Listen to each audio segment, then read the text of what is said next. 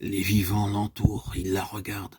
De leurs yeux agrandis, navrés, où stagne une vague stupeur, ils se signent, se prosternent. Ils paraissent usés, fragiles. Il y avait des jours où nous savions que nous allions mourir de mort violente. On nous tuerait dans la maison, dans le jardin, au bord des routes, sauvagement, férocement.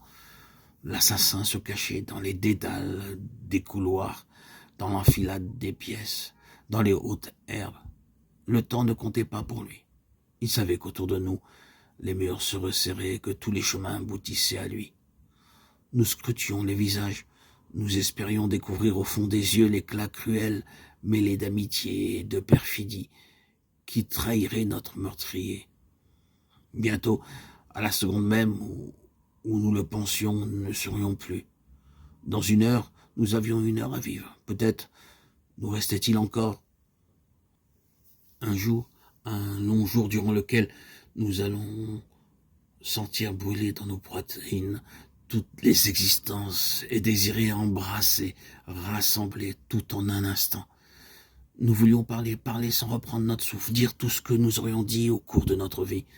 Nous demeurions muets, nous n'appartenions plus au jour, la nuit était notre domaine. Où que nous allions, l'assassin était à nos côtés. Il nous regardait dormir, mais ce n'était pas endormi qu'il nous voulait. Il nous voulait en pleine lumière, il voulait que nous le connaissions, que nous nous retrouvions dans sa propre image, et qu'avec la mort naisse l'amour.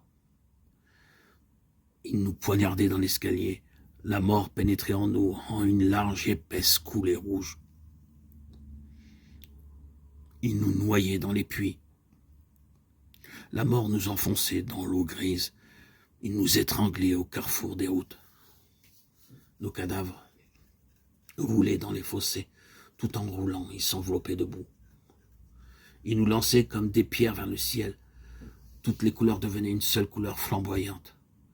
Nos cris striaient l'air comme si nous avions voulu, avec la mort qui nous emportait, emporter le monde. Dans le miroitement estompé par des voiles de crêpe des glaces, ils se voient solitaires, repliés sur eux-mêmes. Ils tremblent comme si dans la chambre ils avaient apporté le froid. Ils savent qu'un jour tout s'arrêtera brutalement, que rien ne sera recommencé. Tout était éteint. Nous imaginions l'aïeule vêtue de noir, nous cherchant au fond des chambres. Elle parlait. Nous n'entendions plus les mots qu'elle prononçait, mais nous savions qu'ils étaient « Dis-moi que tu ne m'oublieras pas ». Tout était lointain, perdu dans la brume. Les miroirs ne contenaient plus le visage, les mains levées pour épingler sur les cheveux le chapeau entouré de voile.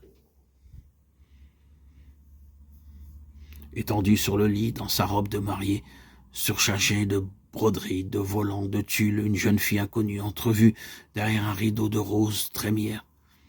Il nous semblait que nous la regardions pour la première fois et pour toujours.